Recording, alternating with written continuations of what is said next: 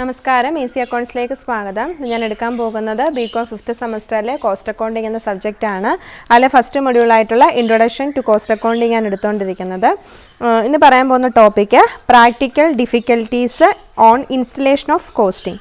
നമ്മൾ costing install ചെയ്യുന്ന സമയത്ത് പ്രാക്ടിക്കലി ഉണ്ടാകുന്ന ചില ഡിഫിക്കൽട്ടീസ് ആണ്. അത് എന്തൊക്കെയാണെന്ന് നമുക്ക് നോക്കാം. ഒന്ന് തന്നെ ഫസ്റ്റ് പറയുന്നത് lack of support from management. അതായത് നമ്മൾ നേരത്തെ പറഞ്ഞിരുന്നു കോസ്റ്റ് അക്കൗണ്ടിങ് എന്ന് പറയുമ്പോൾ അത് എഫക്റ്റീവ് ആവണമെങ്കിൽ ആ മാനേജ്മെൻറ്റ് എന്തായിരിക്കണം, അത്രത്തോളം അതിനെ എങ്ങനെ അപ്രോച്ച് ചെയ്യുന്നു അല്ലെ, മാനേജ്മെൻറ്റ് ആ ഒരു കോസ്റ്റ് അക്കൗണ്ടിങ്ങിനെ എങ്ങനെ അപ്രോച്ച് ചെയ്യുന്നു അതനുസരിച്ചിട്ടാണ് ഒരു കോസ്റ്റ് അക്കൗണ്ടിങ്ങിന് സക്സസ് എന്ന് പറയുന്നത്. ഇവിടെ അതേപോലെയാണ് പറയുന്നത്. In many cases, the cost system is imposed on the managerial personnel without consulting them and without explaining the benefit of the system. ഒരു കോസ്റ്റ് അക്കൗണ്ടിങ് നമ്മൾ പിന്നെ ബിസിനസ്സിലോട്ടൊരു കോസ്റ്റ് അക്കൗണ്ടിങ് ഇംപ്ലിമെൻറ്റ് ചെയ്യുന്ന സമയം നമ്മൾ ആദ്യം എന്ത് ചെയ്യണം, ഈ കോസ്റ്റ് അക്കൗണ്ടിങ്ങിൻ്റെ ബെനിഫിറ്റ് എന്തൊക്കെയാണെന്നുള്ള കാര്യം ഈ മാനേജ്മെൻറ്റിനെ അറിയിക്കണം. This lead to fear and suspicion in the minds of the line managers. അപ്പം ഇത് ഈ പറയുന്ന ബെനിഫിറ്റ് ഒന്നും എക്സ്പ്ലെയിൻ ചെയ്തില്ല എന്നുണ്ടെങ്കിൽ ആ മാനേജ്മെൻറ്റിന് ഇതെന്താണ് എന്നറിയാത്ത ആ ഒരു ഇതിനെ പറ്റിയിട്ടുള്ള കറക്റ്റായിട്ടുള്ള കാര്യങ്ങൾ അറിയാത്ത ആ ഒരു ഫിയറും കാര്യങ്ങളൊക്കെ ഉണ്ടാവാം. അപ്പോൾ അതുകൊണ്ട് നമ്മൾ എന്താണ് മാനേജ്മെൻറ്റിൽ നിന്നും സപ്പോർട്ട് അല്ലേ, സപ്പോർട്ട് വളരെ കുറവായിരിക്കും. അതൊരു പ്രാക്ടിക്കൽ ഡിഫിക്കൽട്ടിയാണ്. രണ്ടാമതായിട്ട് പറയുന്നത് resistance from accounting staff. The staff of the financial accounting system resist the introduction of cost accounting on the ground that their work could increase or it will lead to an interferences in their routine work of accounting. They also fear that they will lose their importance with the introduction of cost accounting.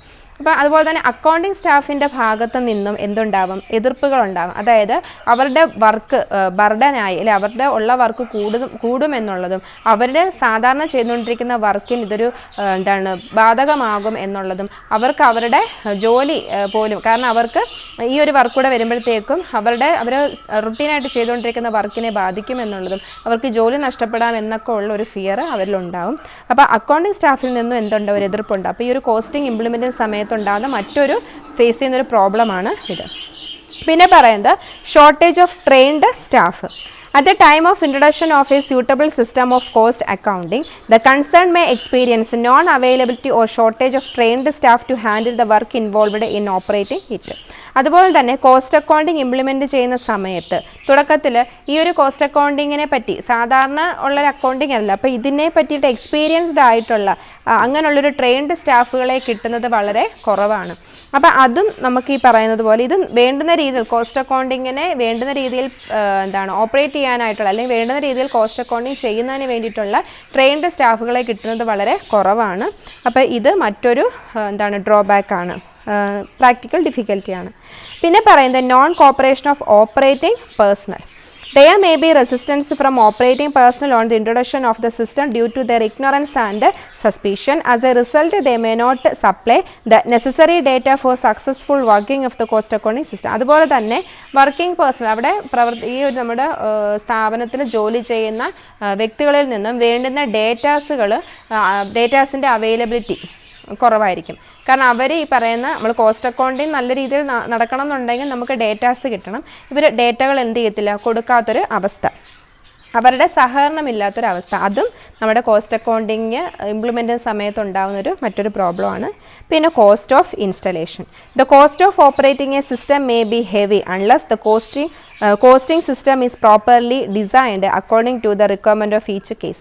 The use of standard forms necessary for recording and reporting involves the additional expenditure which the concerned may not afford. അതുപോലെ തന്നെ നമ്മൾ ഈ ഒരു cost accounting implement ചെയ്യുന്ന സമയത്ത് നമുക്കുണ്ടാകുന്ന ചിലവ്, install ചെയ്യാനുള്ള ചിലവ്. The cost of operating a system may be heavy unless the cost system is properly designed according to the requirement of each case. നമ്മൾ നേരത്തെ പറഞ്ഞു ഓരോ സ്ഥാപനത്തിൻ്റെ റിക്വയർമെൻറ്റ്സ് അനുസരിച്ച് നമ്മൾ കോസ്റ്റ് അക്കൗണ്ടിങ് ഇംപ്ലിമെൻറ്റ് ചെയ്തില്ല എന്നുണ്ടെങ്കിൽ അത് നമ്മളെ സംബന്ധിച്ച് വലിയൊരു ഹെവി എക്സ്പെൻസ് ആയിട്ട് മാറും. അപ്പോൾ ഇതെല്ലാം എന്താണ്, പ്രാക്ടിക്കൽ ഡിഫിക്കൽറ്റിയാണ്. നമ്മുടെ ബിസിനസ് സ്ഥാപനത്തിലോട്ട് കോസ്റ്റ് അക്കൗണ്ടിങ് ഇംപ്ലിമെൻറ്റ് ചെയ്യുന്ന സമയത്ത് ആ ഒരു കോസ്റ്റ് സിസ്റ്റം ഇംപ്ലിമെൻറ്റ് ചെയ്യുന്ന സമയത്ത് നമ്മൾ ഫേസ് ചെയ്യുന്ന പ്രശ്നങ്ങളാണ്.